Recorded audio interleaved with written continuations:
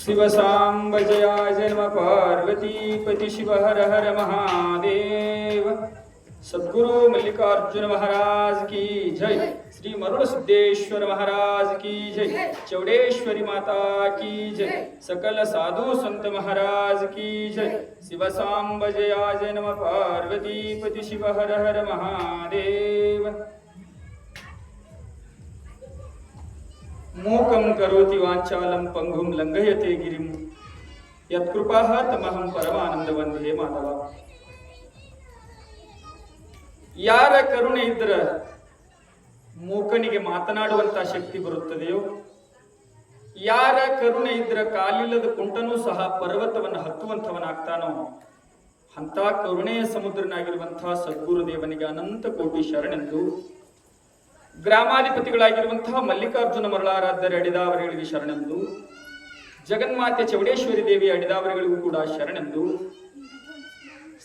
ಈ ಅಧಿಕ ಮಾಸದ ನಿಮಿತ್ತ ಮಾಡಿಕೊಂಡು ಹಾಗೂ ತಾಯಿಯ ದೇವಸ್ಥಾನದ ಶಾಂತಿ ಕಾರ್ಯಕ್ರಮವು ಈ ವರ್ಷ ನೆರವೇರಿಕೊಂಡು ಬಂದು, ಜಾತ್ರಾ ಮಹೋತ್ಸವವು ಕೂಡ ನೆರವೇರಿಕೊಂಡು ಬಂದು, ಮೊನ್ನೆ ದಿವಸ ಅಧಿಕ ಮಾಸದ ನಿಮಿತ್ತ ದೀಪೋತ್ಸವ ಕಾರ್ಯಕ್ರಮವು ಕೂಡ ಅತಿ ವಿಜೃಂಭಣೆ ನೆರವೇರಿಸಿಕೊಂಡು ಬಂದು, ಒಂದು ದಿವಸದ ಸತ್ಸಂಗ ಕಾರ್ಯಕ್ರಮವನ್ನ ಏರ್ಪಡಿಸಿಕೊಂಡಿದ್ದು ನಮಗೆಲ್ಲರಿಗೂ ಅತಿ ಸಂತೋಷದ ವಿಷಯ. ಸತ್ಸಂಗ ಕಾರ್ಯಕ್ರಮದಲ್ಲಿ ನಾವೆಲ್ಲರೂ ಕೂಡ ಏನನ್ನ ವಿಚಾರ ಮಾಡಬೇಕಾಗ್ಯದ ಅಂತ ಕೇಳಿದ್ರೆ,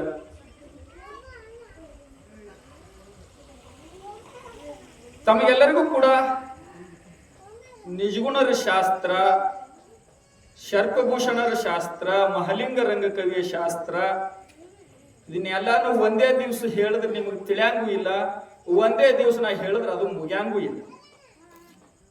ಅದಕ್ಕೆ ನಾವು ವಿಚಾರ ಮಾಡ್ತಕ್ಕಂಥದ್ದು ಏನು ಅಂತ ಕೇಳಿದ್ರೆ, ಶರಣರ ಜೀವನ ದರ್ಶನವನ್ನ ನಾವು ಇವತ್ತು ಮಾಡಬೇಕು. ಶರಣರ ಜೀವನ ದರ್ಶನದಲ್ಲಿ ಏನದ ಅಂತ ಕೇಳಿದ್ರೆ, ಕಲ್ಯಾಣದಲ್ಲಿ ಸಾಕಷ್ಟು ಜನ ಶರಣರಿದ್ರು. ಆ ಶರಣರು ಎಲ್ಲರೂ ಕೂಡ ಜೀವನದ ಧ್ಯೇಯ ವಾಕ್ಯ ಏನಿತ್ತು ಅಂತ ಕೇಳಿದ್ರೆ, ಕಾಯಕವೇ ಕೈಲಾಸ, ಕಾಯಕವೇ ಕೈಲಾಸ. ಮಹಾನ್ ಶರಣರು ಎಲ್ಲರೂ ಇದ್ರು, ಬಸವಣ್ಣವರು ಇದ್ರು. ಅವರು ಬೇರೆ ಬೇರೆ ಅನ್ಬೇಕಾಗಿತ್ತು. ಉದ್ಯೋಗವೇ ಕೈಲಾಸ, ಇಲ್ಲ ಕೆಲಸವೇ ಕೈಲಾಸ, ಇಲ್ಲ ಕರ್ತವ್ಯವೇ ಕೈಲಾಸ ಅನ್ನಬೇಕಾಗಿತ್ತು. ಅದನ್ನೆಲ್ಲವನ್ನೂ ಬಿಟ್ಟುಕೊಟ್ಟು ಕಾಯಕವೇ ಕೈಲಾಸ ಅಂದ್ರು. ಯಾಕ? ಕಾಯಕ ಮತ್ತು ಕರ್ತವ್ಯ, ಉದ್ಯೋಗ, ಕೆಲಸ ಇವು ನಾಲ್ಕರಲ್ಲಿ ಇರ್ತಕ್ಕಂಥ ವ್ಯತ್ಯಾಸಗಳು ಏನು, ಇದನ್ನು ವಿಚಾರ ಮಾಡಬೇಕು. ಕರ್ತವ್ಯ ಅಂದ್ರೆ ಏನು? ಮೊದಲು ಏನಪ್ಪಾ ಕರ್ತವ್ಯ ಅಂದ್ರೆ ಹೇಳ್ತಾರ, ಅವನ್ ತಂದೆ ತಾಯಿ ನೋಡ್ಕೋಬೇಕಾಗಿದ್ದು ನಿನ್ನ ಕರ್ತವ್ಯದಿದು, ನೀನ್ ನೋಡ್ಕೊನೇಬೇಕು. ಇದು ಕಾಯಕ ಅಲ್ಲ.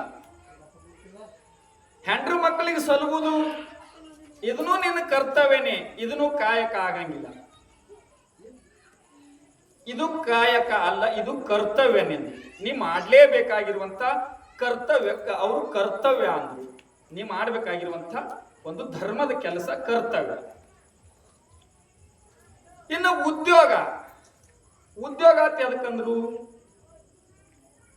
ಯಾವುದಾದ್ರೂ ವಸ್ತು ಸಾಮಗ್ರಿಗಳನ್ನು ಇಟ್ಟುಕೊಂಡು ವ್ಯಾಪಾರದ ದೃಷ್ಟಿಯಿಂದ ಅದನ್ನು ಮಾರಾಟ ಮಾಡಿ ಅದರಿಂದ ಬಂದಿರತಕ್ಕಂತ ಹಣದಿಂದ ಜೀವನ ಮಾಡ್ತಿದ್ದೆ ಅಂದ್ರೆ ಅದು ನಿನ್ನ ಉದ್ಯೋಗ. ಇದನ್ನು ಕಾಯಕ ಅಲ್ಲ.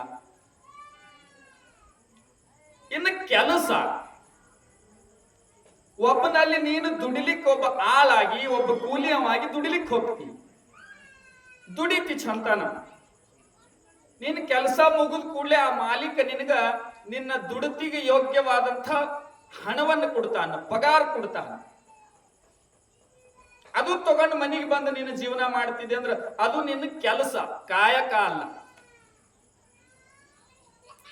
ಇಟ್ಟೆಲ್ಲಾನು ಬಿಟ್ಟು ಶರಣರು ಕಾಯಕವೇ ಕೈಲಾಸ ಅಂದ್ರು. ಯಾಕಂದಿರ್ಬೇಕು? ಕಾಯಕಕ್ಕೆ ಇಟ್ಟ ಮಹತ್ವ ಯಾಕೆ ಕೊಟ್ಟಿರ್ಬೇಕು? ಕಾಯಕದ ಅರ್ಥ ನಮಗ ತಿಳಿತು, ನಮಗದರ ಅರ್ಥ ಅನುಭವಕ್ಕೆ ಬಂತು ಅಂದ್ರ ಜೀವನದಲ್ಲಿ ಪ್ರತಿಯೊಂದು ಮಾಡುವಂತ ಕೆಲಸನು ಕಾಯಕ ಆಗಿ ಬದಲಾವಣೆ ಆಗ್ತಾವ. ಆದ್ರೆ ಅದರ ಕಾಯಕದ ಅರ್ಥ ತಿಳಿಬೇಕು ನಮಗಷ್ಟೇ. ಕಾಯಕದ ಅರ್ಥ ಏನಪ್ಪಾ ಅಂತ ಕೇಳಿದ್ರ, ಯಾವ ಪ್ರಾಣಿಗೂ ಹಿಂಸೆ ಮಾಡ್ಲಾರ್ದೆ, ಯಾರಿಗೂ ನಿನ್ನ ಕೆಲಸದಿಂದ ಮನಸ್ಸಿಗೆ ತೊಂದರೆ ಆಗಲಾರ್ದೆ, ಅದರೊಳಗೆ ಅನ್ಯಾಯ ಮಾಡಲಾರ್ದೆ, ಇವತ್ತು ಒಂದು ದಿವಸ ಮುಂಜಾನೆ ಬೆಳಿಗ್ಗೆ ಸೂರ್ಯೋದಯ ಆದ ಮ್ಯಾಲ ದುಡಿಲಿಕ್ಕೆ ಹೋಗಿ ಅದನ್ನು ತಂದು ಮಾರಾಟ ಮಾಡಿ ಬಂದಿರ್ತಕ್ಕಂಥ ಹಣದೊಳಗೆ ಒಂದಿಷ್ಟು ಪ್ರಸಾದ ಮಾಡಿ ಎಷ್ಟು ಸಾಧ್ಯ ಆಗ್ತದ ಅಷ್ಟು ಜನಕ್ಕೆ ಅನ್ನದಾನವನ್ನ ಮಾಡಿ ಉಳಿದ್ರೆ ಊಟ ಮಾಡ್ತಿದ್ದಿ, ಉಳಿಲಿಕ್ಕಂದ್ರೆ ಇಲ್ಲ. ಇವತ್ತೊಂದ್ ದಿವಸ ಭಗವಂತನಿಗೆ ಅರ್ಪಣೆ ಆಯ್ತು ಹೊತ್ತು ಜೀವನ ಕಳಿತಿದ್ರ ಅಂದ್ರ ಇಂಥ ಜೀವನ ಕಾಯಕದ ಜೀವನ. ನಾವ್ ಹಿಂಗೆ ಮಾಡ್ತೇವಲ್ರಿ ದಿನ, ಮತ್ತ ಕೆಲ್ಸಕ್ಕೆ ಹೋಗ್ತೀವಿ, ರೊಕ್ಕ ಬರ್ತಾವ, ಮತ್ ನಾವು ದಿನ ಮಾಡ್ತೀವಲ್ರಿ, ನಮ್ಗ ಅಮಾಸಿಗೊಮ್ಮ ಹುಣಿಗೊಮ್ಮ ಉಣಿಸ್ತೀವಲ್ರಿ ನಾವು. ಹಿಂಗಂದ್ರೆ ಈ ಕಾಯಕ ಅಲ್ಲ. ಇದಕ್ಕೆ ಯಾಕೆ ಕಾಯಕ ಅಲ್ಲಿಲ್ಲ ಅವ್ರತ್ ಕೇಳಿದ್ರ, ಒಂದು ವಚನದ, ಹೊನ್ನದೊಳಗೊಂದು ತುಣುಕ, ಅನ್ನದೊಳಗೊಂದು ಅಗುಳ, ವಸ್ತ್ರದೊಳಗೊಂದು ಎಳೆಯ, ಇಂದಿಂಗೆ ನಾಳಿಂಗೆ ಎಂದೆನಾದೊಡೆ ನಿಮ್ಮಾಣೆ ನಿಮ್ಮ ಪ್ರಮಥರಾಣೆ ಕೂಡಲ ಸಂಗಮ ದೇವ. ಇವತ್ತು ದುಡಿದು ತಂದಿದ್ದು ನಾಳಿಗೆ ಸ್ಟಾತತ್ತೋ ತೆಗೆದಿಡ್ತಿದ್ದೆ ಅಂದ್ರೆ ಇವತ್ತು ಮಾಡಿದ್ನಿಂದ ಕಾಯಕ ಅಲ್ಲದು, ಮತ್ತು ಉದ್ಯೋಗಕ್ಕೆ ಹೋಯ್ತು. ಇವತ್ತು ಬಂದಿದ್ರಾಗ ಇವತ್ತಿಟ್ಟು ಅಕ್ಕಿ ಅಥವಾ ಇಂಥದ್ದು ಏನೋ ತಂದಿನಿ, ಇವತ್ತು ಒಂದ್ ದಿವ್ಸ ಊಟ ಮಾಡಿ ಉಳಿತಂದ್ರ ನಾಳಿಗೆ ಆಗ್ತತ್ತು ಅಂತ ತೆಗೆದಿಡ್ತಿದ್ದೆ ಅಂದ್ರ ಅದು ಕಾಯಕ. ಶರಣರ ಜೀವನದಾಗ ಆ ಪುರಾತನ ಶರಣರು, ಕಲ್ಯಾಣ ಶರಣರು ಏನ್ ಮಾಡ್ತಿದ್ರು, ಸೂರ್ಯೋದಯ ಆದ ಕೂಡ ದುಡಿಲಿಕ್ಕೆ ಹೋಗ್ತಿದ್ರು. ದುಡ್ಕೊಂಡು ಏನಾದ್ರೂ ವಸ್ತು ಸಾಮಗ್ರಿಗಳನ್ನ ತರ್ತಿದ್ರು, ಅದನ್ನ ಮಾರಾಟ ಮಾಡ್ತಿದ್ರು. ಬಂದಿರತಕ್ಕಂತ ಹಣದೊಳಗೆ ಎಷ್ಟು ಸಾಧ್ಯ ಆಗ್ತದ ಅಷ್ಟು ಜನರಿಗೆ ಅನ್ನದಾನವನ್ನ ಮಾಡಿ ಅದರೊಳಗೆ ಉಳಿತು ಅಂದ್ರ ಊಟ ಮಾಡ್ತಿದ್ರು. ಉಳಿದಿದ್ದನ್ನ ಎಷ್ಟು ಮಂದಿಗೆ ಸಾಧ್ಯ ಆಗ್ತದ ಅಷ್ಟು ದಾನಕ್ಕೆ ಮಾಡ್ತಿದ್ರು ಹೊರತು ಅವ್ರ ನಾಳಿಗೆ ಆಗ್ತತ್ತು ಹೊತ್ತು ತೆಗೆದಿಡ್ತಿದ್ರು. ಅಂತ ಜೀವನ ಇರ್ಲಿಲ್ಲ, ಅವರು ತೆಗೆದಿಡ್ತಿದ್ದಿಲ್ಲ. ಅವರು ಸಮಗಾರ ಹರಳಯ್ಯ, ಡೋಹರ ಕಕ್ಕಯ್ಯ, ಅಂಬಿಗರ ಚೌಡಯ್ಯ, ಹಡಪದ ಅಪ್ಪಣ್ಣ, ಮೋಳಿಗೆ ಮಾರಯ್ಯ, ಇವರೆಲ್ಲ ಶರಣರು. ಎಲ್ಲರ ಜೀವನಾನು ಹಿಂಗೆ ಇರ್ತಿತ್ತು. ಅಂಬಿಗರ ಚೌಡಯ್ಯನವರು ಒಂದ್ ದಿವಸ ದಿನ ಎಷ್ಟು ಕೂಲಿ ಮಾಡ್ತಿದ್ರು. ಬಂದಿದ್ರು ರೊಕ್ಕನಾಗ ಒಬ್ರಿಬ್ರಿಗೆ ಊಟ ಮಾಡಿಸ್ತಿದ್ರು, ಉಳಿದ್ರು ಉಣ್ತಿದ್ರು, ಇಲ್ಲಾದ್ರೆ ಇಲ್ಲ. ಇಂಥ ಎಲ್ಲರ ಜೀವನ ನೋಡ್ಕೋತ ಹೋದ್ರೆ ಸಮಯ ಬಹಳ ಕಡಿಮೆ ಇರೋದ್ರಿಂದ ಒಬ್ಬ ಶರಣನ ಜೀವನ ತಾವು ಬಹಳ ದೃಷ್ಟಿಕೋನ ಇಟ್ಟು ಕೇಳಬೇಕಾಗಿದ್ದು, ಆ ಜೀವನ ಅನುಭವಕ್ಕೆ ತಮ್ಮ ಕಣ್ಣು ಮುಂದೆ ಕಟ್ಟದಂಗ ಆಗ್ಬೇಕದು.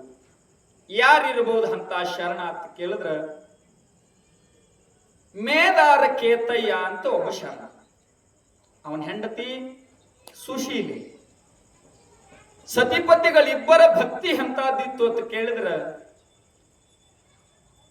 ಗಂಡ ಹೆಂಡರಿಬ್ಬರು ಭಾವ ಎಂತಾದಿತ್ತು ಅಂತ ಕೇಳಿದ್ರ, ಹಾಲಿನೊಳಗೆ ತುಪ್ಪ ಬೆರೆಸಿದ್ರೆ ಎಷ್ಟು ಸವಿ ಆಗ್ತದ, ಅಷ್ಟು ಮಧುರವಾದ ಜೀವನ. ಮೇದಾರ ಕೇತಯ್ಯ ಮತ್ತು ಮಡದಿ ಸುಶೀಲೆ. ದಿನನಿತ್ಯವೂ ಮೇದಾರ ಕೇತಯ್ಯ ಅರಣ್ಯಕ್ಕೆ ಹೋಗ್ತಿದ್ದ. ಬಿದಿರಿನ ಗಿಡಗಳನ್ನು ಕಡ್ಕೊಂಡು ತರ್ತಿದ್ದ.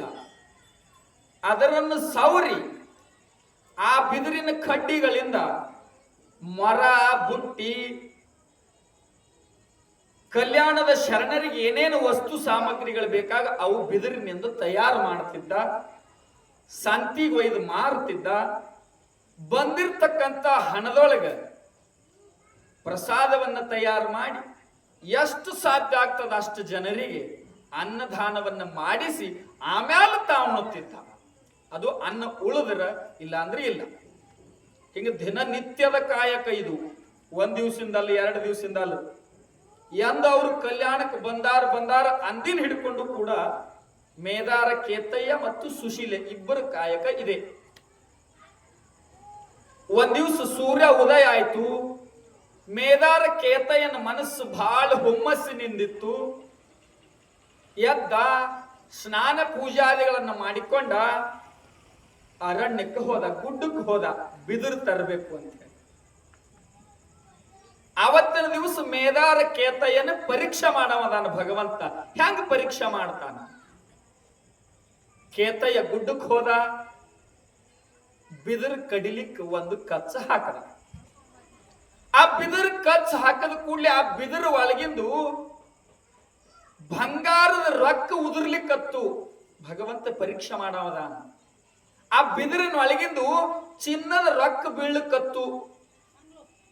ಮೇದಾರ ಕೇತಯ್ಯ ಅಂದ, ಇದ್ಯಾಕೋ ಬಿದಿರು ಕೆಟ್ಟದ, ಇದಕ್ಕೆ ಕೈ ಹಚ್ಚಬಾರ್ದ ನಾತ ಕಚ್ಚ ಹಾಕಿ ಅಲ್ಲೇ ಬಿಟ್ಟ. ಮತ್ತೊಂದು ಬಿದಿರನ್ನ ಕಡಿಬೇಕಂತ ಹೋಗಿ ಅದಕ್ಕೆ ಕಚ್ಚ ಹಾಕದ. ಅದರಿಂದನೂ ಬಂಗಾರ ಹುಳ, ಆ ಬಂಗಾರ ನಾಣ್ಯಗಳು ಬೀಳಕತ್ತು. ಮೇದಾರ ಕೇತಯ್ಯ ಅಂದ ಅವತ್ತ, ಬಂಗಾರ ಹುಳ ಹತ್ತಿ ಭಂಗವಾಗಿದೆ ಬಿದಿರು ಅಂತ ಮಾತ. ಬಂಗಾರ ಹುಳ ಹತ್ತದ ಇದಕ್ಕ, ಅದಕ್ಕ ಈ ಬಿದಿರ ಭಂಗ ಆಗ್ಯದ, ಕೆಟ್ಟದ ಈ ಬಿದಿರ, ಹುಳುಕ್ ಹತ್ತದ ಈ ಬಿದಿರು ಬಂಗಾರದಿಂದ. ಇಂತ ಹುಳುಕ್ ಹತ್ತಿದ ಬಿದಿರು ಒಯ್ದು ನಾನು ಮರ ಬುಟ್ಟಿ ಮಾಡಿ ಶರಣರಿಗೆ ಮಾಡಿದ್ರೆ ಅದರಿಂದ ಪಾಪವೇ ದೊರೀತದೆ ವಿನಃ ನಾನೇನು ಪುಣ್ಯ ಮಾಡಿದಂಗ ಆಗಲ್ಲ. ಈ ಬಿದಿರನ್ನು ಕಡಿಬಾದನ ಅಂತ ಬಿಟ್ಟ. ಸೂರ್ಯ ಉದಯ, ಈ ಸೂರ್ಯ ನೆತ್ತಿ ಮೇಲೆ ಬರುವ ಸಮಯ ಆಯ್ತು. 10-11 ಗಂಟೆ ಆಯ್ತು. ಎಲ್ಲ ಕಡೆ ಕಡಿತಿದ್ದ, ಚಿನ್ನದ ನಾಣ್ಯ ಉದುರ್ತಿದ್ದು, ಬಿಡ್ತಿದ್ದ, ಮುಂದೆ ಹೋಗ್ತಿದ್ದ, ಕಡಿತಿದ್ದ, ಬಂಗಾರ ಉದುರ್ತಿತ್ತು, ಬಿಡ್ತಿದ್ದ, ಹೋಗ್ತಿದ್ದ. ತಾ ದಿನನಿತ್ಯ ಕಡಿಬೇಕಾಗಿದ್ದು ಎಷ್ಟು ಅರಣ್ಯದ ಎಲ್ಲಾ ಬಿದಿರಿಗೂ ಕಚ್ಚ ಹಾಕದ. ಎಲ್ಲಾ ಬಿದಿರಿನೊಳಗನು ಬಂಗಾರ ಉದುರ್ಲಿಕ್ಕತ್ತು. ಏನೋ ಈ ಬಿದಿರಿನೊಳಗ, ಈ ಭೂಮಿ ಒಳಗೆ ಏನೋ ದೋಷ ಇರಬೇಕು, ಇದನ್ನ ಇಲ್ಲೇ ಬಿಡ್ಬೇಕಂತ ತಿಳ್ಕೊಂಡು ಒಂದು ದೊಡ್ಡ ಎತ್ತರದ ಗುಡ್ಡ ದೂರಿತ್ತು. ಆ ಬೆಟ್ಟದ ಮೇಲೆ ಹೋಗಿ ನೋಡ್ಬೇಕು, ಅಲ್ಲಿ ಏನಾದ್ರೂ ಒಳ್ಳೆ ಬಿದಿರು ಸಿಗ್ತಿರ್ಬಹುದು. ನಾನು ಹೋಗಿ ನೋಡ್ದ, ಒಂದು ಕಚ್ಚ ಹಾಕದ. ಆ ಬಿದಿರಿನೊಳಗಿಂದ ಬಂಗಾರದ ನಾಣ್ಯ ಬೀಳಲಿಲ್ಲ. ಚಲೋ ಬಿದಿರಿತ್ತು. ಇವತ್ತಿನ ಜೀವನ, ಇವತ್ತಿನ ಕಾಯಕಕ್ಕ ಇಂಥ ಒಳ್ಳೆ ಬಿದಿರು ಸಿಕ್ಕಿದ್ದು ಬಹಳ ಆನಂದ ಆಯ್ತ ತಿಳಿದುಕೊಂಡು ಬಿದಿರು ಕಡಿಬೇಕಂತ ಪ್ರಾರಂಭ ಮಾಡ್ದ. ಒಂದು ಹೆಬ್ಬರಳಿನ ಪಾತ್ರದ ಬಿದಿರು ಅದು ಈ ದೊಡ್ಡ ದೊಡ್ಡ ಟೊಂಗ್ಯಾಗ ಕಡಿಲಿಕ್ಕ ತೊಂದರೆ ಮಾಡ್ಲಿಕ್ಕತ್ತಿತ್ತು, ಅಡ್ಡಾಗಿತ್ತು. ಮೊದಲು ಇದನ್ನು ಕಡಿದು ಈ ದೊಡ್ಡ ದೊಡ್ಡ ಬಿದಿರುಗಳನ್ನ ಕಡಿಬೇಕಂತ ನೆಲ ಬಿಟ್ಟು ಒಂದು ಘೇಣಿ ಎತ್ತರ ಮ್ಯಾಲ ಆ ಒಂದು ಬೆಟ್ಟದ ಒಂದು ಬರಳಿನ ಆಕಾರದ ಬಿದಿರನ್ನ ಕಡದ. ಚೂಪಾಗಿ ಮೊನಚಾಗಿ ನಿಂತದು. ಅದನ್ನು ತೆಗೆದು ಸರಿಸಿ ಒಗದ. ಬಿದಿರಿನ ಬುಟ್ಟಿಗಳನ್ನ ಮರ ಮಾಡ್ಲಿಕ್ಕೆ ಸಣ್ಣ ಸಣ್ಣ ಬಿದಿರು ಬೇಕಾಗ್ತಾವತ್ತು. ಬಿದಿರಿನ ದೊಡ್ಡ ಗಿಡ ಹತ್ತದ. ಮ್ಯಾಲೇರಿ ತನಗೆ ಯಾವ್ಯಾವ ಒಳ್ಳೆ ಬಿದಿರುಗಳು ಅನಿಸ್ತಾವ, ಯಾವ್ಯಾವ ಚಂದ ಅನಿಸ್ತಾವ ಅವತರನ್ನ ಕಡ್ಲಿಕ್ಕತ್ತ. ಬಿದಿರನ್ನ ಕಡಿದ. ಇನ್ನು ಒಂದೇ ಒಂದು ಕೊನೆಯದಾಗಿ ಉಳಿದಿತ್ತು. ಅದನ್ನ ಕಡದ. ಇನ್ನು ಕೆಳಿ ಗಿಳಿಬೇಕಂತಾನ ಜೋರಾಗಿ ಒಂದು ಕಡೆಯಿಂದ ಸುಂಟರ ಗಾಳಿ ಬೀಸ್ತು. ಮೇದಾರ ಕೇತಯ್ಯ ಮ್ಯಾಲ ನಿಂತಲ್ಲಿ ಗಟ್ಟಿಯಾಗಿ ಹಿಡ್ಕೊಂಡು ಬಸವಾ ಬಸವಾ ಬಸವಾ ಅಂತಿದ್ದ. ಆದ್ರೆ ಗಾಳಿ ಬಹಳ ವೇಗವಾಗಿ ಇದ್ದಿದ್ದರಿಂದ ಮೇದಾರ ಕೇತಯ್ಯನ ಕಾಲ ಜಾರಿತು. ಮ್ಯಾಲ ಹಿಡಿದಿರ್ತಕ್ಕಂಥ ಬಿದಿರ ಕೈ ಒಳಗಿಂದ ಜಾರಿತು. ಕಾಲೊಳಗಿನ ಬಿದಿರ ಕೈ ಒಳಗಿನ ಬಿದಿರ ಜಾರಿದ್ದರಿಂದ ಮೇದಾರ ಕೇತಯ್ಯ ಗಿಡದ ತುದಿ ಮ್ಯಾಲಿಂದು ಒಂದು ಬೆಟ್ಟಿನ ಒಂದು ಬರಳಿನ ಆಕಾರ ಏನು ಕಡದು ಒಗದಿದ್ದ ಬಿದಿರ, ಆ ಬಿದಿರಿನ ಮ್ಯಾಲ ಹೊಟ್ಟೆ ಕೆಳಗೆ ಮಾಡಿಕೊಂಡು ಆ ಬಿದಿರಿನ ಮ್ಯಾಲ ಬಿತ್ತ. ಹೊಟ್ಟಿ ಒಳಗ ಆ ಬೆಟ್ಟಿನ ಆಕಾರದ ಬಿದಿರ ಚುಚ್ಚಿತು. ಹೊರಳಿ ಸಮಯ ನೋಡ್ದ, ಮಧ್ಯಾಹ್ನ 11ರಿಂದ 12 ಗಂಟೆ ಆಗ್ಲಿಕ್ಕತ್ತಿತ್ತು. ಇಷ್ಟು ದಿವಸನೂ ಕೂಡ ನಾ ದಿನನಿತ್ಯವೂ ಜಂಗಮರನ್ನ ದಾಸೋಹ ಮಾಡೀನಿ. ಎಷ್ಟು ಸಾಧ್ಯ ಆಗ್ತದಷ್ಟು ದಕ್ಷಿಣೆಯನ್ನು ಕೊಟ್ಟೀನಿ. ಆಮ್ಯಾಲ ಭಗವಂತರ ಪ್ರಸಾದ ಉಳಿದ್ರೆ ಊಟ ಮಾಡೀನಿ, ಇಲ್ಲಿ ತನ ಮಾಡಿಲ್ಲ. ಇವತ್ತು ಒಂದು ದಿವಸ ಆದ್ರೂ ನನ್ನ ಕಡೆಯಿಂದ ದಾಸೋಹ ತಪ್ಪತಲ್ಲ, ದಾನ ಮಾಡು ಕೆಲಸ ತಪ್ಪತದಲ್ಲ, ಪ್ರಾಣ ಹೋದ್ರಂತ ತಿಳಿದುಕೊಂಡು ಆ ಬಿದಿರಿನ ಮ್ಯಾಲ ಬಿದ್ದಂತ ಕೇತಯ್ಯ ದುಃಖ ಮಾಡ್ಲಿಕ್ಕತ್ತ. ಹೇ ಭಗವಂತ, ಇಂಥ ಸಮಯ ಯಾಕೆ ತಂದಿಟ್ಟಿ? ನನ್ನ ಆಯುಷ್ಯ ಇರುವ ಪರ್ಯಂತವೂ ಕೂಡ ನಾ ದಾಸೋಹ ನಡೆಸ್ಬೇಡಿಸ್ಕೊಂಡು ಬರ್ಬೇಕಂದಿದ್ದ, ಎಷ್ಟು ಸಾಧ್ಯ ಆಗ್ತದೆ ಅಷ್ಟು ದಾನವನ್ನು ಮಾಡ್ಬೇಕಂದಿದ್ದ, ಅಂಥದೆಲ್ಲವನ್ನೂ ಬಿಟ್ಟುಕೊಟ್ಟು ನನ್ನ ಪ್ರಾಣ ಹೋಗುವಂತ ಪ್ರಸಂಗವನ್ನು ತಂದಿಟ್ಟಿ ಭಗವಂತ. ಅಲ್ಲೇ ಕೈ ಒಳಗೆ ಕುಡುಗೋಲಿಗಿತ್ತು, ಬಿದಿರು ಕಡ್ಲಿಕ್ಕೆ ತಂದಿರ್ತಕ್ಕಂಥ ಕುಡುಗೋಲ. ಆ ಒಂದು ಗೇಣು ಉದ್ದ ಬಿದಿರು ಹೊಟ್ಟ್ಯಾಗ ಚುಚ್ಚಿತ್ತು. ಇದನ್ನ ತೆಗೆದ್ರೆ ನನ್ನ ಪ್ರಾಣ ಹೋಗ್ತದ ತಿಳಿದುಕೊಂಡು ಆ ಬೇದಾರ ಕೇತಯ್ಯ ಬಿದ್ದಲ್ಲಿನೇ ಕುಡುಗೋಲಿನಿಂದ ಆ ಹೊಟ್ಟಿಗೆ ಚುಚ್ಚಿರ್ತಕ್ಕಂಥ ಬಿದಿರನ್ನ ಕೊಯ್ಲಿಕ್ಕತ್ತ. ಹೊಟ್ಟಿ ಸಮನಾಗ ಆ ಬಿದಿರನ್ನ ಕೊಯ್ದ. ರಕ್ತ ಸೋರ್ಲಿಕ್ಕತ್ತಿತ್ತು. ಇನ್ನೂ ಸಮಯದ ಇದು ಬಿದಿರು ತಗೊಂಡು ಹೋಗಿ ಮರ ಬುಟ್ಟಿ ಮಾರಿ ಇವತ್ತು ಒಂದ್ ದಿವಸ ದಾಸೋಹ ಮಾಡ್ಲೇಬೇಕು ಅನ್ನುವಂತ ಇಚ್ಛಾ ಇತ್ತು. ಹೆಗಲ ಮ್ಯಾಲ ಒಂದು ಶಲ್ಯ ಇತ್ತು, ತಂದಿರ್ತೇವೆಲ್ಲ, ಅದನ್ನ ಸೊಂಟಕ್ಕೆ ಬಿಗಿಯಾಗಿ ಕಟ್ಕೊಂಡ. ಒಂದಿಷ್ಟು ಬಿದಿರ ಒಂದು ದಿವಸನ ಜೀವನಕ್ಕೆ ಎಷ್ಟು ಬೇಕಾಗ್ತದ ಅಷ್ಟು ಬಿದಿರನ್ನ ಗಂಟು ಕಟ್ಟದ. ಅದನ್ನ ಹೆಗಲ ಮ್ಯಾಗ ಇಟ್ಕೊಂಡು ಓಂ ನಮ ಶಿವಾಯ ಬಸವ ಬಸವ ಬಸವ ಅನ್ಕೋಂತ ಮನಿಗೆ ಬಂದ. ಹೆಂಡತಿ ಅದರ ನಿಂತಿದ್ಲು ಬಾಗುಲಿದೆ ಅದರ. ದಿನನಿತ್ಯ ಜಲ್ದಿ ಬರುವಂತ ಲಗುಟ್ ಬರುವಂತ ನನ್ನ ಪತಿದೇವ ಇವತ್ತು ಯಾಕೆ ಇಷ್ಟು ಸಮಯ ಮಾಡ್ಯಾನಂತ ಹಾದಿ ನೋಡ್ತಿದ್ದಳು ಹೆಂಡತಿ ಸುಶೀಲೆ. ಗಂಡ ಒಂದು ಹೆಜ್ಜೆ ಎಣಿಸ್ತಾ ನಡುಗುತ್ತಾ ನೆನೆಸ್ತಾ ಎಂಡುಗುತ್ತಾ ರಕ್ತ ಸೋರ್ತಿತ್ತು ಬರ್ತಿದ್ದ. ಗಂಡ ಎದುರಿಗೆ ಬಂದಾಗ ಹೆಂಡತಿ ಓಡಿ ಹೋಗಿ ಗಂಡನ ಕೈ ಒಳಗಿರುವಂತ ಬಿದಿರನ್ನು ತಗೊಂಡು, ಯಾಕೆ ಸ್ವಾಮಿ ಏನಾಗ್ಯದ ಇವತ್ತ? ಏನಾಗ್ಯದ? ನಿಮ್ ಹೊಟ್ಟಿಗೆ ರಕ್ತ ಬರ್ಲಿಕ್ಕತ್ತದ? ಏನಾಗ್ಯದ? ಹಾನಿ ಏನಾಗ್ಯದ ಹೇಳ್ರಿ ಅಂತ ಕೇಳ್ತಾಳೆ ಹೆಂಡತಿ. ಮೇದಾರ ಕೇತಯ್ಯ ಹೇಳ್ತಾನ, ನಾನು ಎಲ್ಲವನ್ನೂ ಹೇಳ್ಕೊಂತ ಕುಂತ್ರು ಸಮಯ ಇಲ್ಲ ಸುಶೀಲೆ. ಮೊದಲು ಈ ಬಿದಿರನ್ನ ಚೆನ್ನಾಗಿ ಸೌರು, ಎಷ್ಟು ಸಾಧ್ಯ ಆಗ್ತದ ಅಷ್ಟು ಮರ ಬುಟ್ಟಿಗಳನ್ನು ಮಾಡು. ಗಂಡನ ಮಾತಿಗೆ ಮರು ಮಾತನಾಡಲಾರದೆ ಹೆಂಡತಿ ಆ ಗಂಡ ತಂದಿರತಕ್ಕಂಥ ಬಿದಿರನ್ನು ಚೆನ್ನಾಗಿ ಸವರಿದ್ರು. ಇಬ್ರು ಗಂಡ ಹೆಂಡತಿ ಕೂಡ್ಕೊಂಡು ಹೊಟ್ಟಿಗೆ ಕಟ್ಕೊಂಡಾನ ಟ್ಯಾವಿಲ್ಲ. ರಕ್ತ ಇನ್ನೂ ಸೋರ್ಲಿಕ್ಕತ್ತಿತ್ತು. ಗಂಡ ಹೆಂಡತಿ ಇಬ್ರು ಕೂಡಿಕೊಂಡು ಬಿದಿರು ಸವರಿ ಒಂದು 4 ಬುಟ್ಟಿ ಒಂದು 4 ಮರ ಮಾಡಿದ್ರು. ಮೇದಾರ ಕೇತಯ್ಯ ಹೆಂಡತಿ ಸುಶೀಲೆಗೆ ಹೇಳ್ದ, ಸುಶೀಲೆ ಇವತ್ತು ಒಯ್ದು ಬಜಾರಕ್ಕೆ ನನಗೆ ಮಾರಿಕೊಂಡು ಬರುವಂತ ತ್ರಾಣಿ ಇಲ್ಲ, ಇವತ್ತು ನೀನೇ ಹೋಗು ಬಜಾರಕ್ಕೆ. ಯಾವ ಶರಣರಾದ್ರೂ ಎಷ್ಟಕ್ಕೆ ಕೊಂಡ್ಕೋತಾರ ಅಷ್ಟಕ್ಕೆ ಕೊಟ್ಟು ಬಂದಿರತಕ್ಕಂಥ ಹಣವನ್ನು ತೆಗೆದುಕೊಂಡು ಬಾ, ದಾಸೋಹ ಮಾಡು. ಹೆಂಡತಿ ಅವತ್ತು ಮರ ಬುಟ್ಟಿ ಮಾರ್ಲಿಕ್ಕೆ ಬಜಾರಕ್ಕೆ ಹೋದ್ಲು. ದಿನನಿತ್ಯ ಬಜಾರದಾಗ ಮೇದಾರ ಕೇತಯ್ಯನ ಬುಟ್ಟಿ ಅಂದ್ರ ನನಗ್ ಬೇಕು ಬೇಕಂತ ಹುಡುಕ್ಯಾಡಿ ಒಯ್ಯುವಂತ ಮಂದಿ. ಹೆಂಡತಿ ಸುಶೀಲೆ ಒಯ್ದು ಬಜಾರದಾಗ ಮಾರ್ಲಿಕ್ಕೆ ಕೂತಾಳ, ಒಬ್ರು ಮಾತಾಡಿಸ್ಲಿಲ್ಲ. ದಿನನಿತ್ಯವೂ ಎಷ್ಟೋ ಮಾರಾಟ ಆಗ್ತಿತ್ತು. ಮಾಡಿ ತಂದಿರ್ತಕ್ಕಂಥ ಮರ ಬುಟ್ಟಿ ಸಾಲ್ತಿದ್ದಿಲ್ಲ. ಆದ್ರೆ ಇವತ್ತು ಹೆಂಡತಿ ಮಾರ್ಲಿಕ್ಕೆ ಒಯ್ದಾಳ, ಒಬ್ರು ಮಾತಾಡಿಸ್ಲಿಲ್ಲ. ಯಾರೂ ಒಂದು ಬುಟ್ಟಿ ಖರೀದಿ ಮಾಡ್ಲಿಲ್ಲ.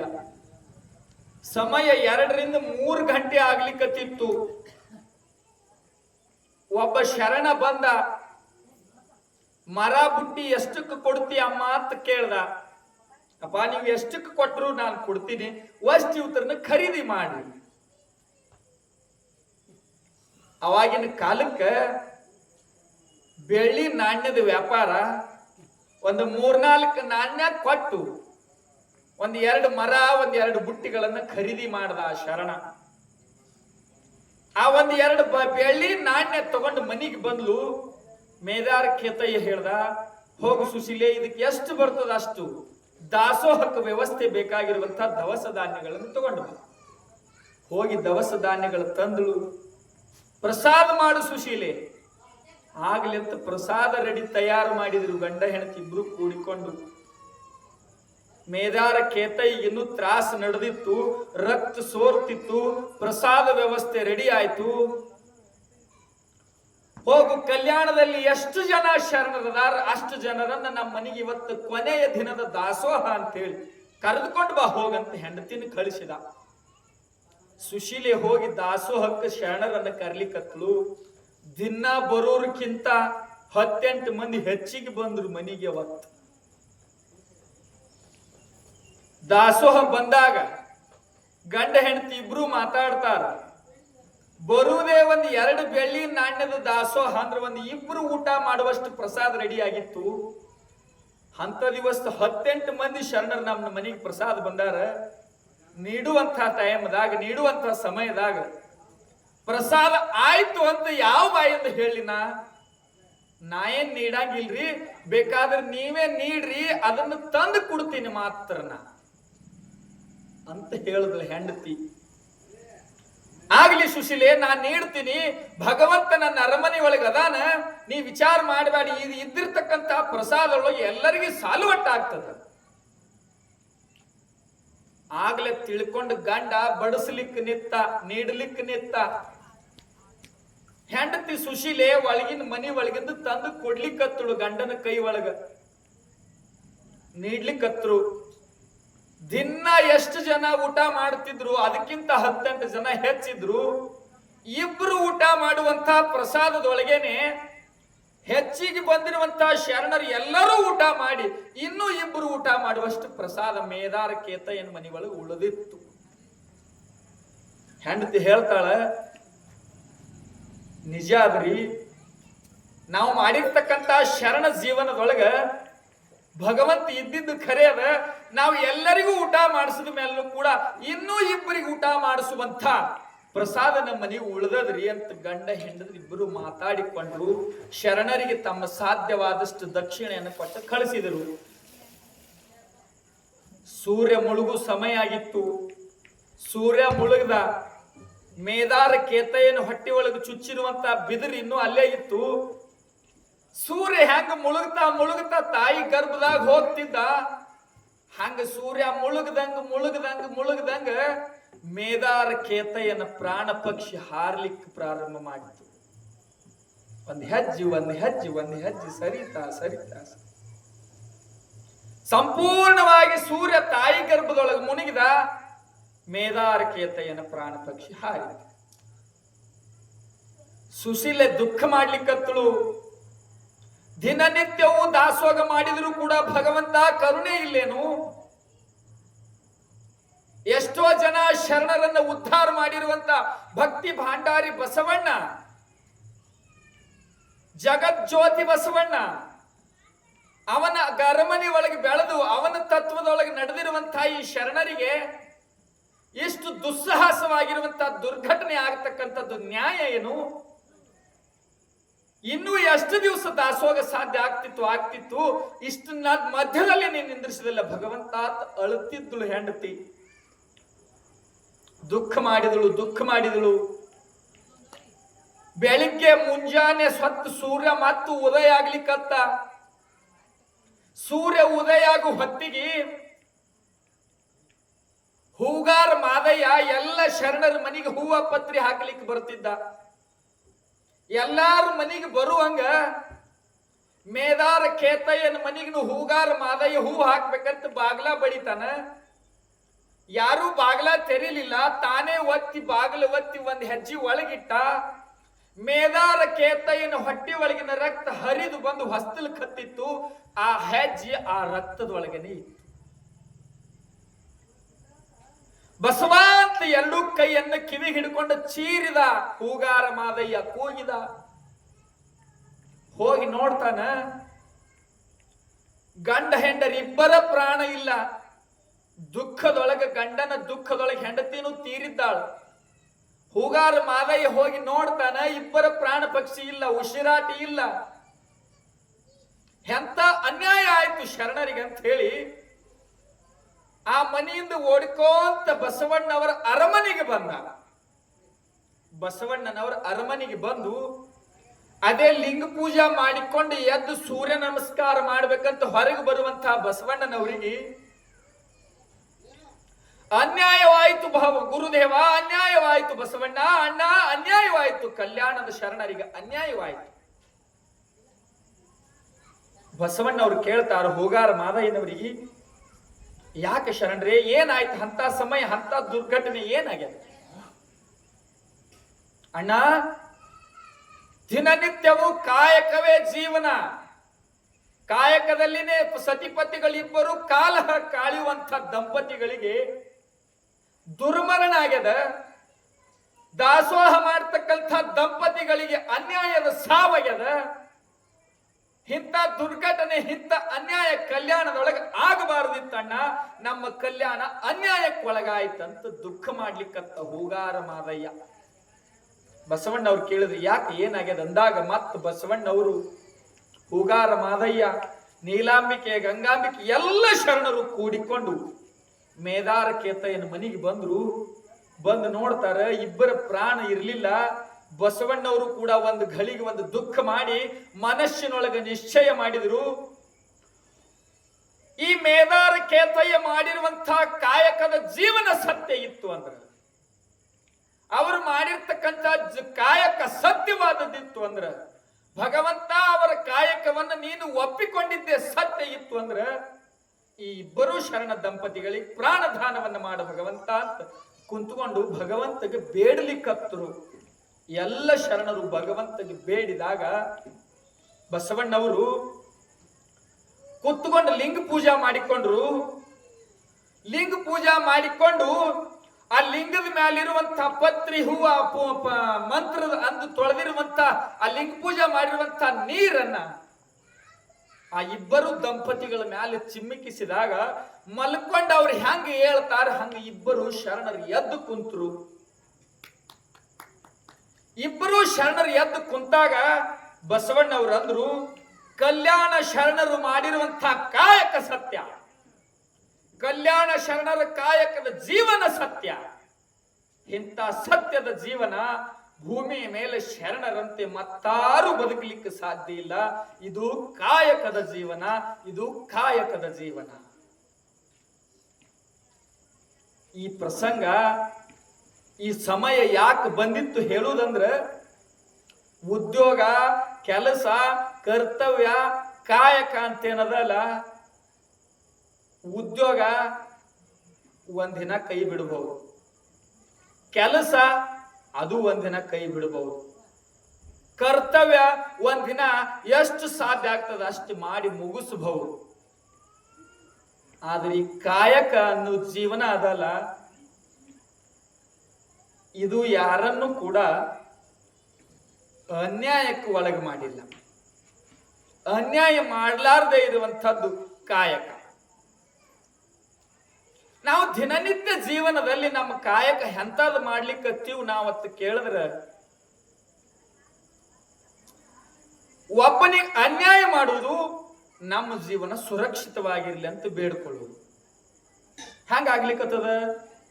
ಬೇನ ಬೀಜ ಬಿತ್ತುವುದು ಮಾವಿನಕಾಯಿ ಆಗ್ಲಿ ಅದು. ಒಬ್ಬನ ಕಡೆ ಒಂದು ನಡಿಲಾರ್ದ ಒಂದು 5 ರೂಪಾಯಿ ನೋಟ್ ಇತ್ತು.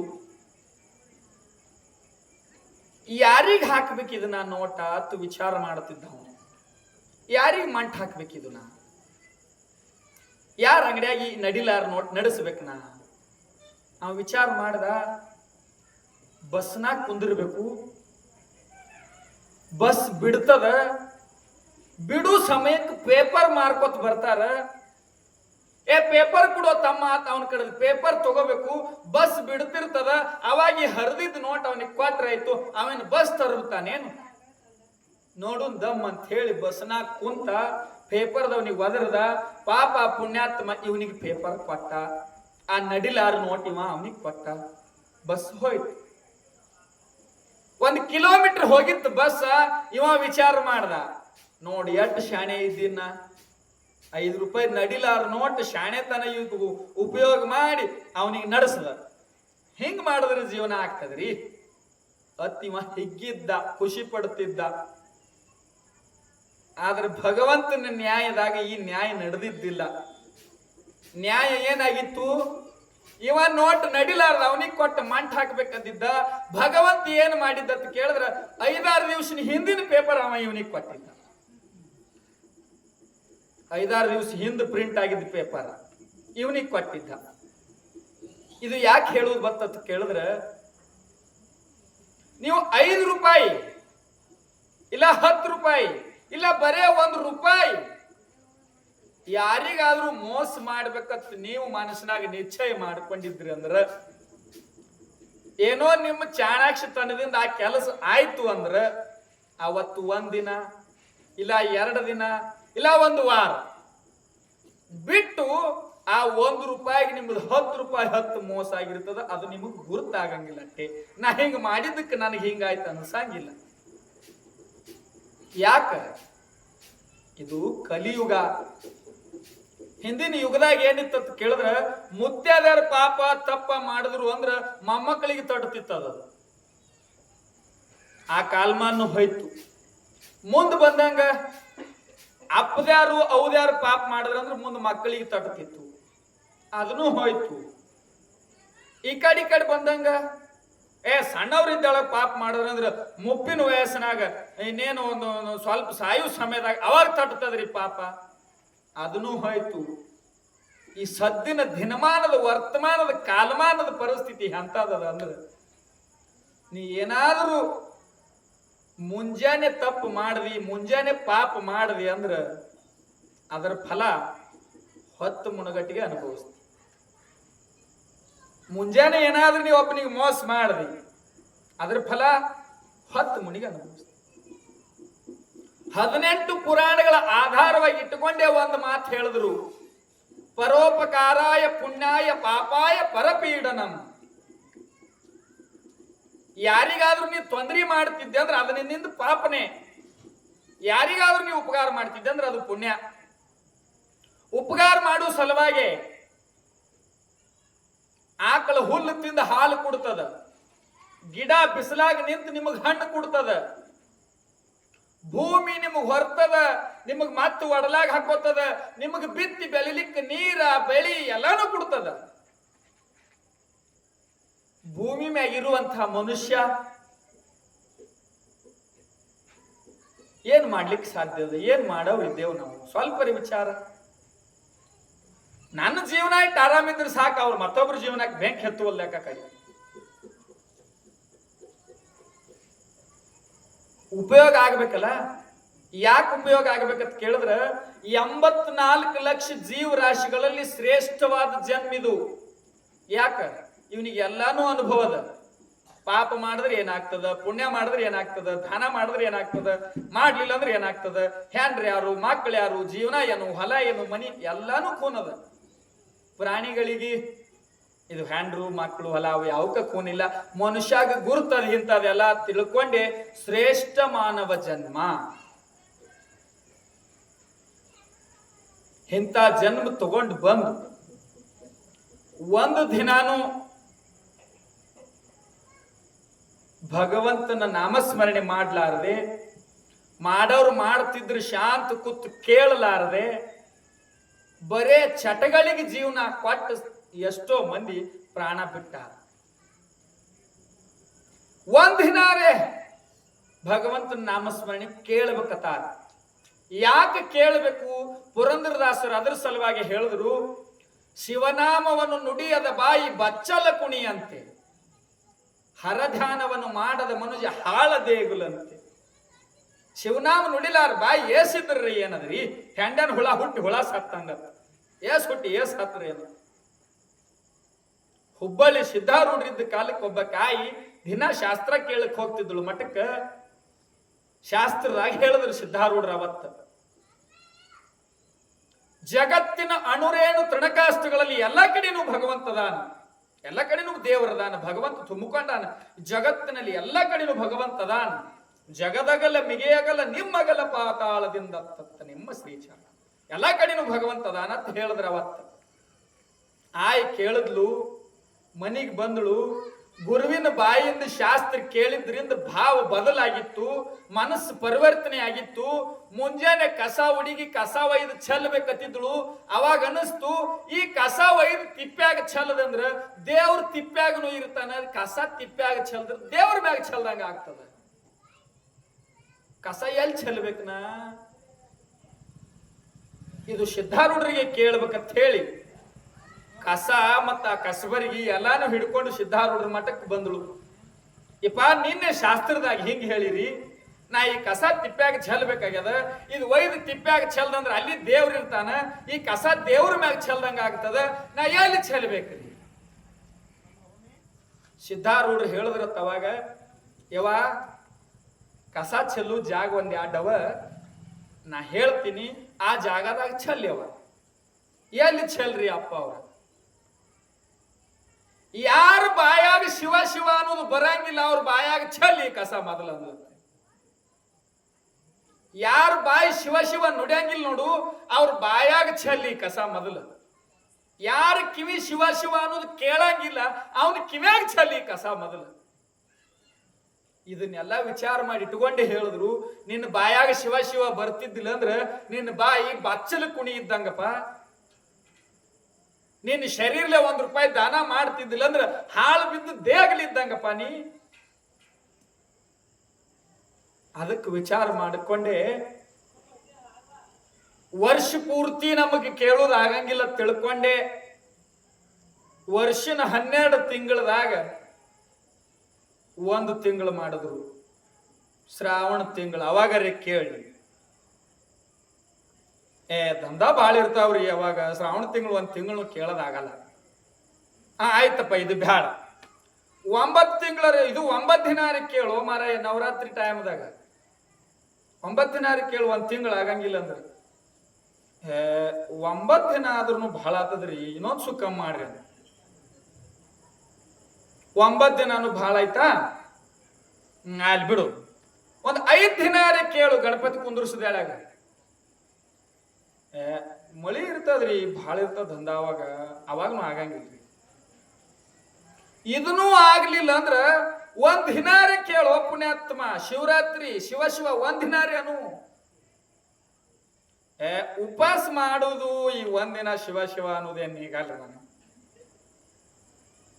ಚಂತನ ಉಪವಾಸ ಇದ್ದು ಬೆಳಗನ ಜಾಗರಣೆ ಮಾಡುದು ನಿಗಂಗಿಲ್ಲ. 1 ದಿನ ಆಗ್ಲಿಲ್ಲ ಅಂದ್ರ 1 ತಾಸರೆ ಮಾಡು ಪುಣ್ಯಾತ್ಮ. 24 ತಾಸದ ದಿವಸಿನ ಲೆಕ್ಕನಾಗ 1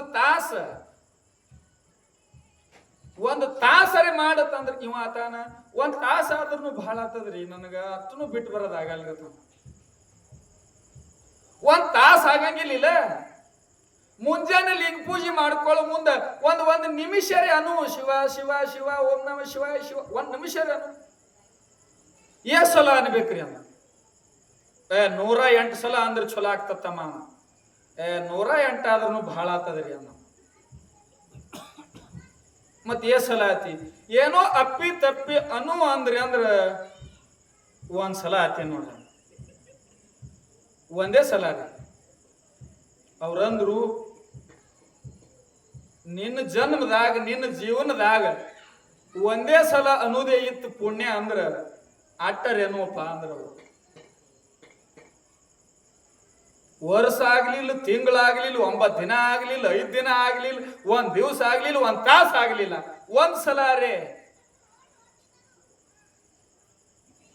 ಇನ್ನೂ ಒಂದು ಬಹಳ ನೆನಪಿಟ್ಟುಕೊಳ್ಳುವಂಥ ಮಾತು ಏನಂತ ಕೇಳಿದ್ರೆ, ನಿಮಗೆ ದಿನ ಆಗದ ಅನ್ನೋದಾಗ್ಲಿಲ್ಲ ಅಂದ್ರ 1 ಸಲನು ಅನ್ನೋದಾಗ್ಲಿಲ್ಲ ಅಂದ್ರ ಅನವ್ರು ಅತಿರ್ತಾರ. ಭಾಳ ಮಂದಿ ಅತಿರ್ತಾರ. ಕೂತ್ರ ಶಿವ ನಿತ್ರ ಶಿವ ಅತಿರ್ತಾರ.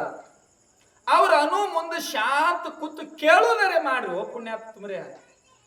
ಅನವ್ರು ಅತಿರ್ತಾರ, ಕೇಳ್ರಿ.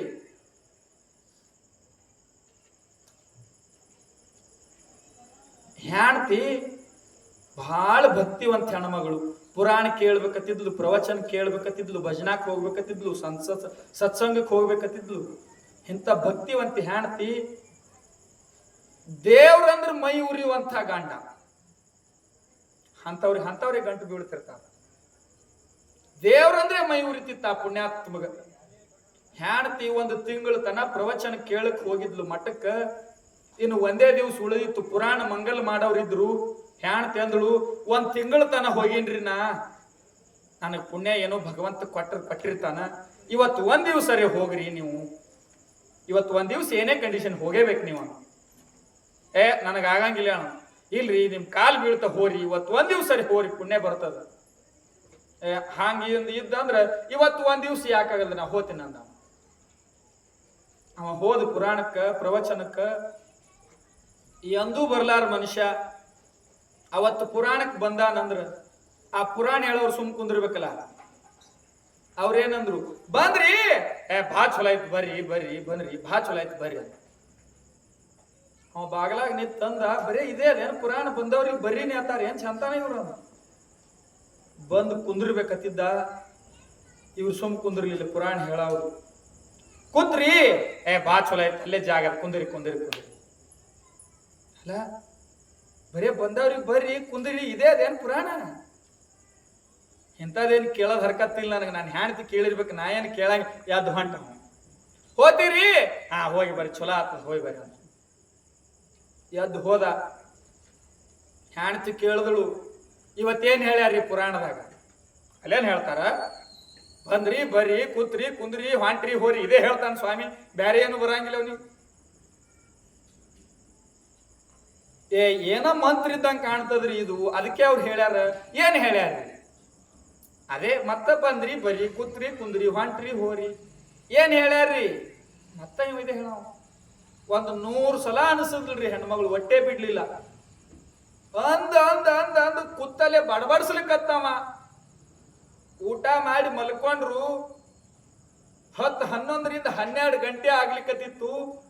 ಇವ ಮನ್ಕೊಂಡಲ್ಲಿ ಬಡಬಡ್ಸ್ಲಿಕ್ಕತ್ತಾನ. ಬಂದ್ರಿ ಬರ್ರಿ ಕೂತ್ರಿ ಕುಂದ್ರಿ ಹೊಂಟ್ರಿ ಹೋರಿ ಅಂತ ಹೇಳಿ ಸಾಧಿಸದಂಗ ಕಾಳ್ರು ಬಂದ್ರ ಅವತ್ ಮನಿಗೆ. ಅವ್ರ ಮನಿಗೆ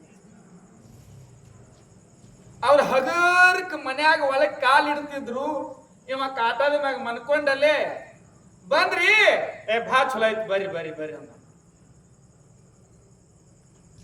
ಸಾವುಕಾರಿ ಯಾಕ್ಸಿದ್ದಂಗ ಕಾಣ್ತಾನ್ರಿ, ಕೆಲಸ ಆಗಂಗಿಲ್ಲ ನಮ್ದು, ಸರದ್ ಕುಂದ್ರು ಸರಿ ಅಂತ ಅವ್ರ ಕತ್ಲಾಗ ಸರದ್ ಕುಂದ್ರಲಿಕ್ಕತ್ರು. ಇವ್ರ ಕತ್ಲಾಗ ಕುಂದ್ರದ ಕೈ ಇವ ಮನ್ಕೊಂಡಲ್ಲಿ ಏನಂದ, ಕೂತ್ರಿ ಬಾ ಚಲೋ ಐತ್ರಿ ಜಾಗ ಕುಂದ್ರಿ ಕುಂದ್ರಿ ಕುಂದ್ರಿ. ಇವ ನಿಕ್ಕ ಯಾಚರನಪ್ಪ, ಇವತ್ತೇನು ಕಳತಾನೆ ಇವನ್ ಮನ್ಯಾಗ ಬ್ಯಾಡೋದು ಬೇಡ, ಸುಮ್ ಮುಂದಿನ ಮನಿ ನೋಡಾನ್ರಿ ನಾಡಿರತ್ತು ಎದ್ದು ಹೊಂಟಿರ ಅವ್ರು. ಹೋಗುವಾಗ ಅಂದಿವ ಮತ್ತ ಹೊಂಟ್ರಿ ಹೋಗಿ ಬರ್ರಿ ಚಲೋ ಆಯ್ತು ಹೋಗಿ ಬರ್ರಿ ಹೋಗಿ ಬರ್ರಿ. ಇದು ಯಾಕೆ ಹೇಳ್ದೆವು? ಅವ ವರ್ಷತನ ಪ್ರವಚನ ಕೇಳಿಲ್ಲ, ತಿಂಗಳು ತನ ಕೇಳಿಲ್ಲ, 5 ದಿನ 9 ದಿನ ಕೇಳಿಲ್ಲ, 1 ತಾಸು ಕೇಳಿಲ್ಲ. ಕೇಳ್ಯಾನ ಎಟ್ಟು? 1 ನಿಮಿಷ. ಏನ್ ಕೇಳ್ಯಾನ? ಬಂದ್ರಿ ಬರ್ರಿ ಕೂತ್ರಿ ಕುಂದ್ರಿ ಹೊಂಟ್ರಿ ಹೋರಿ. ಇವ್ 3 ಮಾತ ಅವನ ಜೀವನ ಪೂರ್ತಿ ಗಳಿಸಿರುವಂಥ ರೊಕ್ಕ ರೂಪಾಯಿ ಉಳಿಸ್ತಿಲ್ರಿ. ಇವ್ 3. ಅವೇನ್ ದಿನ ಪ್ರವಚನ ಕೇಳಿ ದಿನ ಶಾಸ್ತ್ರ ಕೇಳಿ ಅವೇನ್ ಬದಲಾವಣೆ ಆಗಿಲ್ಲ. ಖರೆ ಒಂದೇ ದಿವ್ಸ ಕೇಳ್ಯಾನ, ತಿಳಿದೋ ತಿಳಿಲಾರ್ದೆ ಕೇಳ್ಯಾನ. ಮತ್ ಇಲ್ಲಿ ಇನ್ನೊಂದು ಮಂದಿ ಹಿಂಗ ಹೇಳೋರು ಇರ್ತಾರ್ರಿ, ಆ ಪುರಾಣ ಶಾಸ್ತ್ರ ನಮ್ಗೇನ್ ತಿಳಿತದೇನ್ರಿ ಅದು ಕೇಳಕ್ಕ? ಪುರಾಣ ನಮ್ಗೇನ್ ತಿಳಿತದೇನ್ರಿ ಅದು ಕೇಳಕ್ಕ? ತಿಳಿದ್ರೆ ಕೇಳ್ಬೇಕತ್ತೇನಿಲ್ಲ, ತಿಳಿಲಿಲ್ಲ ಅಂದ್ರೂ ಕೇಳ್ರಿ. ಯಾಕ ತಿಳಿಲಿಲ್ಲ ಅಂದ್ರೂ ಯಾಕೆ ಕೇಳ್ಬೇಕ್ರಿ? ತಿಳಿದ್ರೆ ಕೇಳ್ಬೇಕಲ್ರಿ. ತಿಳಿದು ಕೇಳೋದಕ್ಕ ತಿಳಿಲಾರ್ದ ಕೇಳೋದಕ್ಕೆ ವ್ಯತ್ಯಾಸ ಏನದಂದ್ರ, ಬೆಂಕಿ ಅದ ಅನ್ನೋದು ಖೂನ್ ಹಿಡಿದ್ರು ಸುಡ್ತದ. ಅದು ಇದು ಬೆಂಕಿ ಅದ ಇದು ಸುಡ್ತದ ಅನ್ನೋದು ಖೂನ್ ಅದ, ಆದ್ರೂ ಹಿಡ್ದೇವಂದ್ರ ಸುಡ್ತದ. ಇದು ಬೆಂಕಿ ಅದ ಅನ್ನೋದು ಅವನಿಗೆ ಖೂನೇ ಇಲ್ಲ, ಅವ ಹಿಡ್ದಂದ್ರೆ ಬಿಡ್ತದ, ಅವನಿಗೂ ಸುಡುದೆ. ಬೆಂಕಿ ಅದ ಅನ್ನೋದು ಖೂನಿಂದ ಹಿಡಿದ್ರು ಸುಡ್ತದ, ಖೂನ್ ಇಲ್ಲಾರ್ದೆ ಹಿಡಿದ್ರು ಸುಡ್ತದ. ಆ ಬೆಂಕಿ ಹ್ಯಾಂಗ ನಿನ್ನ ಕೈ ಸುಡ್ತದ, ಹಂಗ ತಿಳಿದು ಪ್ರವಚನ ಕೇಳು, ತಿಳಿದು ಶಾಸ್ತ್ರ ಕೇಳು, ತಿಳಿಲಾರ್ದ ಕೇಳು, ತಿಳಿದರೆ ಕೇಳು, ಒಟ್ಟು ಕೇಳು, ನಿನ್ನ ಜೀವನದ ಅಂತ ಪಾಪ ಸುಡ್ತದ. ತಿಳಿದರೆ ಕೇಳು, ತಿಳಿಲಾರ್ದೆ ಕೇಳು. ಬೆಂಕಿ ಹಂಗ ತಿಳಿದವ್ರಿಗೆ ತಿಳಿಲಾರ್ದವ್ರಿಗೆ ಹಂಗ ಸುಡ್ತದ, ಹಂಗ ತಿಳಿದು ಕೇಳದವ್ರಿಗೂ ಪುಣ್ಯ ಬರ್ತದ, ತಿಳಿಲಾರ್ದ ಕೇಳದವ್ರಿಗೆ ಪುಣ್ಯ ಬರ್ತದ. ಒಟ್ಟು ಹೋಗಿ ಪುರಾಣ ಪ್ರವಚನ ನಡೆದಲ್ಲಿ, ದೊಡ್ಡ ದೇವಸ್ಥಾನದ ಏನೋ ಕಾರ್ಯ ನಡೆದಲ್ಲಿ ಹೋಗಿ ನೀ ಆ ಜಾಗದಾಗ ನಿತ್ರ ಸಾಕು, ಅದ್ರ ಪುಣ್ಯ ಬರ್ತದ, ನಿನ್ನ ಪಾಪ ದೂರ. ಅದಕ್ಕ ಇದನ್ನೆಲ್ಲಾನು ವಿಚಾರ ಮಾಡಿಕೊಂಡೆ ತಿಂಗಳತನ ಹಚ್ಚಿದ್ರು ಕೇಳ್ತಾರ. ನಮ್ಮೂರಾಗ 9 ದಿನ ಹಚ್ಚಿದ್ರು ಕೇಳ್ತಾರ, 5 ದಿನ ಹಚ್ಚಿದ್ರು ಒಟ್ಟು ಹಚ್ಚುದು ಬೇಡಪ್ಪ, ಒಂದೇ ದಿವಸ ಹಚ್ಚುನು ಕೇಳಿ ಮಂದಿ ಅಂತ ತಿಳ್ಕೊಂಡೆ ಈ ನಮ್ಮ ಕಮಿಟಿಯವರು ಇವತ್ತು 1 ದಿವಸದ ಸತ್ಸಂಗ ಕಾರ್ಯಕ್ರಮ ಏರ್ಪಡಿಸಿಕೊಂಡಾರ. ಅದಕ್ಕೆ ಎಷ್ಟು ಸಾಧ್ಯ ಆಗ್ತದ ಅಷ್ಟರ ಮಟ್ಟಿಗೆ ಕಾಯಕದ ಜೀವನ ಮಾಡಿ ಕಾಯಕದ ಜೀವನದೊಳಗೇನೆ ಸಾಧ್ಯವಾದ ಮಟ್ಟಿಗೆ ಶಿವನಾಮ ನುಡುದು ಈ ಮನುಷ್ಯ ಜನ್ಮ ಪ್ರಾಣಿ ಪಕ್ಷಿಗಳಿಗೆ ಶಿವ ಶಿವ ಅಲ್ಲಕ್ಕೆ ಬರಂಗಿಲ್ರಿ. ಅನಾರ ನಮ್ಕಿ ದೊಡ್ಡವ 4 ಕೈ ಕಾಲವ ನಮ್ಕಿಂತ ಹೆಚ್ಚು ಅನ್ನ ಉಣ್ತಾವ ಮೇವು ತಿಂತಾವ ಎಲ್ಲ ಮಾಡ್ತಾವ. ಖರೆ ಅವು ಕಲ್ಲಕ್ಕೆ ಬರಂಗಿಲ್ಲ. ನಮಗ ಮಾತ್ರ ಏನ್ ಅಲ್ಲಿಗೆ ಬರ್ತದ? ಶಿವ ಶಿವ ಅಲ್ಲಿಗೆ ಬರ್ತದ. ಅದಕ್ಕೆ ತಿಳ್ಕೊಂಡೆ ಜಂತು ನಾಂ ನರಜನ್ಮ ದುರ್ಲಭ. ಹುಳ ಎಸೋ ಹುಟ್ಟಬಹುದು, ಮನುಷ್ಯ ಹುಟ್ಟಬೇಕಾದ್ರೆ ಪೂರ್ವ ಜನ್ಮದ ಪುಣ್ಯ ಬೇಕತ್ತ.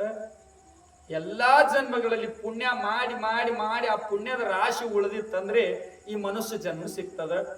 ಅದಕ್ಕ ಈ ಮನುಷ್ಯ ಜನ್ಮವನ್ನು ಪಡೆದುಕೊಂಡ ನೀವು ಏನ್ ಬಂದಿವಲ್ಲ, ಈ ತಂದಿರ್ತಕ್ಕಂಥ ಜನ್ಮವನ್ನ ಸಾರ್ಥಕತೆ ಮಾಡಿಕೊಳ್ಳುವುದು. ಬಂದಂಗ ಹೋಗುದಿಲ್ಲ. ಗುಡಿಗೆ ಬಂದ್ರ ನಮಸ್ಕಾರ ಮಾಡಿ ಒಂದ್ ಹಿಡಿ ಒಂದು ಚುಟಕ್ ಪ್ರಸಾದ ಹಚ್ಕೊಂಡು ಹೋಗ್ಬೇಕು. ಇಲ್ಲ ಹೇಳೋರು ಹೇಳ್ತಿದ್ರೆ ಒಂದ್ 2 ಮಾತು ತಲೆಯಾಗಿ ಇಟ್ಕೊಂಡ್ರೆ ಹೋಗ್ಬೇಕು. ಇದನ್ನ ಬಿಟ್ಟು ನೆಟ್ಟಗೆ ಗುಡಿಗೆ ಬರುದು, ಆ ಕಡೆ ಒಂದ್ ಸ್ವಲ್ಪ ತಿರ್ಗಾಡುದು, ನೆಟ್ಟಗೆ ಮನಿಗೆ ಹೋಗುದು ಮಾಡದೆ ಅಂದ್ರ ಹಿಂಗ ನೀ ಮಾಡ್ದಂಗ ದನ ಕರುಗಳು ಮಾಡ್ತಾವ. ದನಗಳು ಬರ್ತಾವ, ಗುಡಿ ಕಡೆ ಬರಂಗಿಲ್ಲ ಅಂತ ದನಗಳು ಬರ್ತಾವ, ತಿರ್ಗಾಡ್ತಾವ, ಅವು ಸುಮ್ ಹೋಗ್ಬಿಡ್ತಾವ. ನೀ ತಿರ್ಗಾಡ್ದಂಗ ದನನು ತಿರ್ಗಾಡ್ತದಪ್ಪ. ಅದಕ್ಕ ನಿನಗೆ ಏನು ವ್ಯತ್ಯಾಸ? ಅದಕ್ಕ ಪ್ರಾಣಿಗಳಕ್ಕಿಂತ ಈ ಮನುಷ್ಯ ಜನ್ಮ ಬಹಳ ಶ್ರೇಷ್ಠವಾದದ್ದದ ತಿಳ್ಕೊಂಡೆ ಮಾನವ ಜನ್ಮ ದೊಡ್ಡದೋ ಹುಚ್ಚಪ್ಪಗಳಿರ, ಹಾನಿ ಮಾಡಿಬೇಡ್ರಿ ಅಪ್ಪಯ್ಯಗಳಿರ. ಮನುಷ್ಯ ಜನ್ಮ ಬಹಳ ದೊಡ್ಡದಪ್ಪ. ಅದಕ್ಕೆ ಇದನ್ನ ತಗೊಂಡು ಬಂದಿರತಕ್ಕಂಥ ಮನುಷ್ಯ ಇದನ್ನ ಕ್ಷಣ ಕ್ಷಣನು ಹಾಳು ಮಾಡಬೇಡ. ಈ ಬಂದಿರತಕ್ಕಂಥ ಮಾನವ ಜನ್ಮದ ಕಿಮ್ಮತ್ತ ತಿಳ್ಕೊಂಡು ನಾ ಯಾರಿದ್ದೀನಿ, ಎದಕ್ ಬಂದೀನಿ, ಎಲ್ಲಿಗೆ ಹೋಗ್ಬೇಕಾಗ್ಯದ ಅನ್ನೋದು ವಿಚಾರ ಮಾಡಿ ಬದುಕು. ಇಂಥ ಬದುಕು ಬದುಕಬೇಕಾದ್ರೆ ನಿನ್ನ ಜೀವನ ಕಾಯಕದ ಬದುಕಾಗ್ಲಿ, ನಿನ್ನ ಜೀವನ ಕಾಯಕದಿಂದ ಕೈಲಾಸವನ್ನ ಕಾಣುವಂಥದ್ದಾಗ್ಲಿ. ಇದನ್ನ ತಿಳ್ಕೊಂಡೆ ಬಸವಣ್ಣವರು ಕಾಯಕವೇ ಕೈಲಾಸ, ಕಾಯಕವೇ ಕೈಲಾಸ ಅಂದ್ರು. ಅದಕ್ಕೆ ನಮ್ಮ ಜೀವನದ ಎಲ್ಲರಲ್ಲಿನೂ ಕೂಡ ನಮ್ಮ ಜೀವನ ಕಾಯಕದ ಜೀವನ ಆಗಲಿ, ನಾವು ಮಾಡುವಂತಹ ಜೀವನ ಪರಮಾತ್ಮನನ್ನು ಕಂಡುಕೊಳ್ಳುವಂತಹ ಜೀವನ ಆಗಲಿ, ನಮ್ಮ ಬಾಳಿನೊಳಗೆ ಭಗವಂತ ಆರೋಗ್ಯವನ್ನ ಆಯುಷ್ಯವನ್ನ ದಯಪಾಲಿಸಲಿ. ಇದೇ ರೀತಿಯಾಗಿರುವಂತಹ ಸತ್ಸಂಗದ ಕಾರ್ಯಕ್ರಮ ಆ ತಾಯಿಯ ದೇವಸ್ಥಾನದಲ್ಲಿ ಇಲ್ಲ ನಮ್ಮ ಗ್ರಾಮದಲ್ಲಿ ಎಲ್ಲ ಕಡೆ ನಡೆಯುವಂತಹ ಸತ್ಕಾರ್ಯ ನಮ್ಮದಾಗ್ಲಿ. ಆ ಸದ್ಗುರುವಿನ ಕರುಣೆ ನಮ್ಮೆಲ್ಲರಿಗೂ ಆಗಲಂತ ಹೇಳಿ ನನ್ನೇ 2 ನುಡಿ ಪುಷ್ಪಗಳನ್ನ ಸದ್ಗುರು ಚರಣಕ್ಕರ್ಪಿಸಿ ತಮಗೆಲ್ಲರಿಗೂ ಧನ್ಯವಾದ ಹೇಳ್ತಾ ಇದ್ದೀವಿ. ಶಿವ ಸಾಂಬ ಜಯಾಯ ನಮ ಪಾರ್ವತಿ ಪತಿ ಶಿವ ಹರ ಹರ ಮಹಾದೇವ್. ಶ್ರೀ ಮಲ್ಲಿಕಾರ್ಜುನ ಮಹಾರಾಜ್ ಕಿ ಜೈ, ಶ್ರೀ ಮರುಳ ಸಿದ್ದೇಶ್ವರ ಮಹಾರಾಜ್ ಕಿ ಜೈ, ಶ್ರೀ ಚೌಡೇಶ್ವರಿ ಮಾತಾ ಕಿ ಜೈ, ಸಕಲ ಸಾಧು ಸಂತ ಮಹಾರಾಜ್ ಕಿ ಜೈ. ಶಿವ ಸಾಂಬ ಜಯಾಯ ನಮ ಪಾರ್ವತಿ ಪತಿ ಶಿವ ಹರ ಹರ ಮಹಾದೇವ್.